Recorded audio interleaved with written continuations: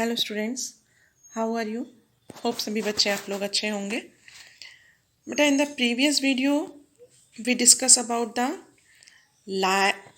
Temperature and the water.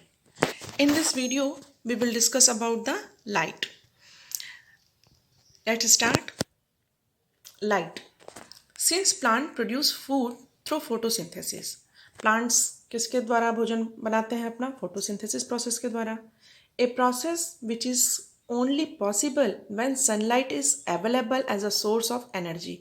और ये वो प्रोसेस है जो तभी संभव है जब सनलाइट प्रेजेंट रहेगी एनर्जी देने के लिए. We can quickly understand the importance of the light for living organism.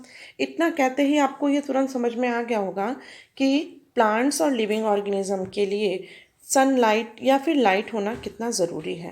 Particularly autotrophs, we are dependent upon the autotrophs. सबसे पहले क्या चीज़, हमें अपने से ज़्यादा पहले उसका ध्यान आने लगता है जो चीज़ें हम जिनके ऊपर आश्रित होते हैं. जैसे अगर आपको आज कह दिया जाए कि आज का खाना नहीं मिलेगा, तो आपको तुरंत अपनी मम्मी ध्यान आ जाएंगी. अरे मम्मी ने बनाया नहीं क्या कि आज नहीं मिलेगा? तो वैसे ही जैसे ही अगर कहा जाए कि लाइट रोक दी जाए तो आपको तुरंत दिमाग में हो जाएगा फोटोसिंथेसिस रुक जाएगा, प्लांट्स की सारी प्रोसेस रुक जाएगी.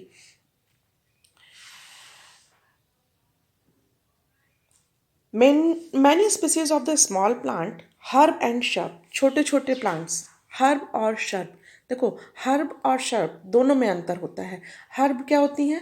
हर छोटी छोटी जड़ी बूटियाँ टाइप होती हैं, जो छोटी छोटी होती हैं. जैसे दूब घास है वो हर्ब है, लेकिन जो मूंज है वो शर्ब है ना. हर्ब और शर्ब, इनमें दोनों में अंतर है. जो दूब घास है वो हर्ब में आती है और जो मूंज है वो शर्ब में आती है. Growing in forest are adopted to photosynthesis. जंगलों में उगती हैं. जंगलों में क्या, स्पेशली हर जगह पे जहाँ पर मिट्टी वैसी होती है ख़राब, जहाँ हम लोग की खेती वगैरह नहीं होती है, वहाँ भी हो जाती हैं. तो वहाँ पर क्या, photosynthesis optimally under very low light condition because they are constantly over shadow by tall trees. यहाँ पर आपको फॉरेस्ट का एग्जांपल इसलिए दिया गया ताकि आप अच्छे से समझ सकें कि जो फॉरेस्ट है वो लंबे लंबे पेड़ों वाले हैं. जैसे आप लोग अपने कुसमी जंगल में जाते हो, वहाँ पे जितने भी पेड़ हैं खूब बड़े बड़े हैं, लेकिन नीचे जो है शर्ब और हर्ब, उनको कम लाइट मिलती है, उसके बावजूद भी वो फोटोसिंथेसिस कर लेते हैं. Because they are constantly overshadow by the tall or canopied trees. Many plants are also dependent on the sunlight to meet their photoperiodic requirement for flowering. इनमें से कुछ प्लांट्स सनलाइट पर इसलिए डिपेंड करते हैं. फोटो पीरियड आपने first year में पढ़ा होगा. फोटो पीरियड क्या होता है? वो पीरियड जहाँ पर सनलाइट के थ्रू प्लांट्स फ्लावरिंग करते हैं. जैसे जो जाड़े वाले फूल हैं वो जब जाड़ा आएगा तभी खिलेंगे, जो गर्मी वाले फूल हैं वो गर्मी वाले ही टाइम में खिलते हैं. ये फोटो पीरियड कहलाता है.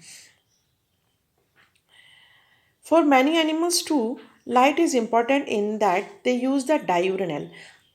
कुछ एनिमल्स के लिए भी, डायूरनल का मतलब होता है उनके दैनिक जीवन की क्रियाएं. कुछ एनिमल्स के लिए भी लाइट इम्पॉर्टेंट है.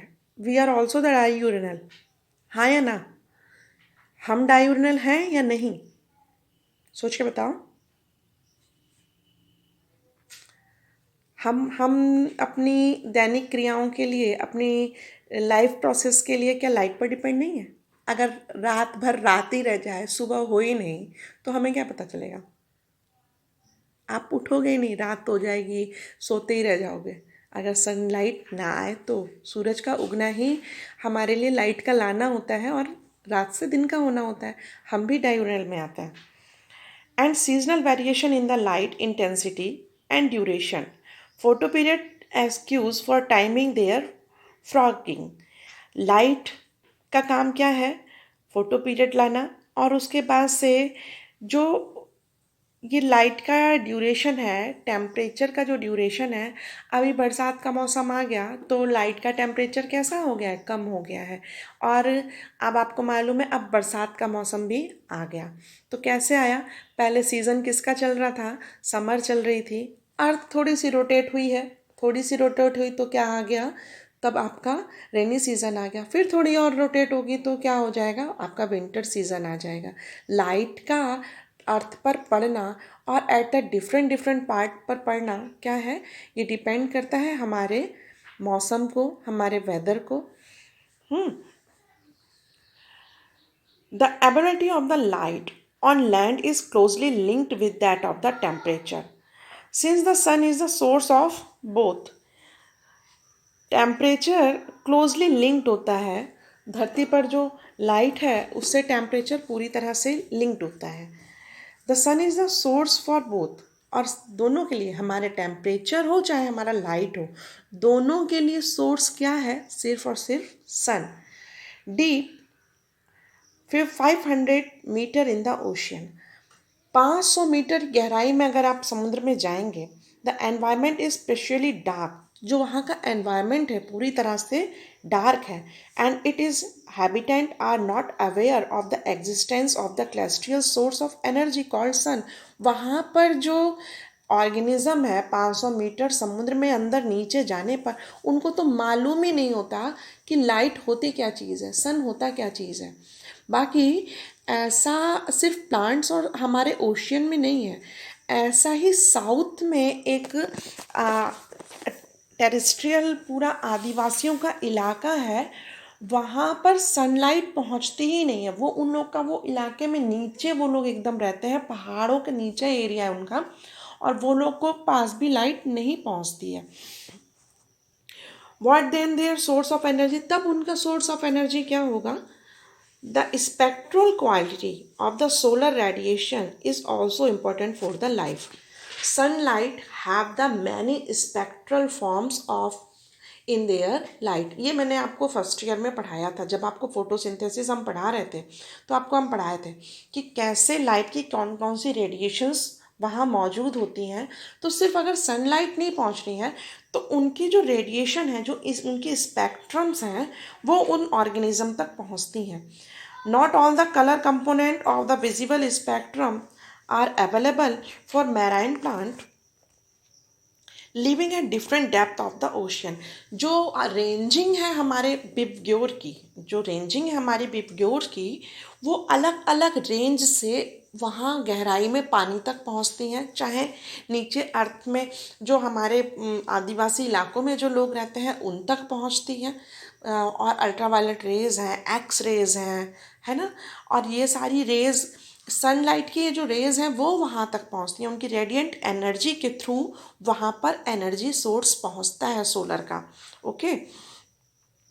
Red, green and the brown algae that inhibit the sea which is likely to be found in the deepest water. अच्छा, कभी सोचा है कि रेड सी सुना होगा आपने, रेड सी।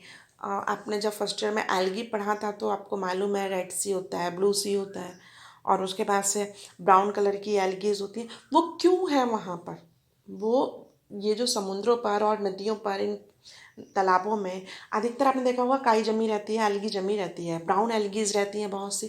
तो कभी सोचा है कि ये क्यों रहती हैं। ये इसलिए रहती हैं क्योंकि जो सोलर रेडिएंट एनर्जी है, कलर की जो विजिबल रेंज है हर एक कलर की, बिबग्योर में आपको मालूम है वायलेट से लेकर रेड तक की हर एक लाइट की एनर्जी अलग अलग है, उनकी जो रेडिएंट एनर्जी है वो अलग अलग है। तो यानी जिस कलर की, मान लीजिए रेड सी की बात करते हैं, तो रेड कलर जो है सनलाइट का, वो ज़्यादा से ज़्यादा मात्रा में रेडिएंट एनर्जी रखता है ना। तो वो जो रेड सी का रेड एल्गी है वो क्या कर रहा है, रेड लाइट को खूब ज़्यादा एब्जॉर्ब कर रहा है और नीचे तक पहुंचा रहा है। यानी सोलर एनर्जी किसके थ्रू पहुंची है, radiant energy of the sunlight. Okay. The next thing is the soil, मिट्टी। एबायोटिक फैक्टर का लास्ट पॉइंट है ये। The nature and the properties of the soil in the different places vary. हर जगह की सॉइल अलग अलग है, ये हमको अच्छे से मालूम है। कुछ भाग मैदानी हैं, कुछ भाग पहाड़ी हैं, और कुछ काली मिट्टी वाले हैं जो ये साउथ साइड है। इनकी फसलें भी अलग अलग होती हैं क्योंकि इनकी मिट्टी भी अलग अलग है। Whether the soil is the transported or sedimentary and the how soil development occurred. अब हम आगे पढ़ेंगे कि सॉइल कैसे बनी है और कैसे क्या चीज़ें, कौन कौन सा जोन होता है सॉइल का। Various characteristics of the soil such as soil composition, grain size and the aggregation determine the proliferation and the water holding capacity of the soil. आपको soil में क्या क्या पढ़ना है? सॉइल का कंपोजिशन, किस कंपोजिशन से सॉइल मिलकर बनी हुई है, ग्रेन साइज। अब जैसे जो क्ले सॉइल होती है वो पानी को जल्दी अब्जॉर्व कर लेती है, जबकि जो सैंड सॉइल है वो पानी को अब्जॉर्व नहीं करती है। क्यों? क्योंकि उनकी ग्रेन साइज अलग अलग है, उनकी वाटर होल्डिंग कैपेसिटी अलग अलग है। तो soil have the different type of the their character. These characteristic along with the parameters such as pH, और ये जो कैरेक्टरिस्टिक हैं, डिफरेंट डिफरेंट कैरेक्टरिस्टिक जो हैं, उनको हम किससे पैरामीटर करते हैं, किससे नापते हैं? उनके पीएच से। उनकी होल्डिंग कैपेसिटी, उनकी वाटर कैपेसिटी किससे नापी जाती है? उनके पीएच से। Mineral composition and the topography determine a large extent the vegetation in any area. जो इनकी टोपोग्राफी है, मतलब जो इनका पूरा नेचर है, जिस एरिया में ये प्लांट बन रहे हैं वो कैसे हैं, उनकी एरिया अलग अलग है।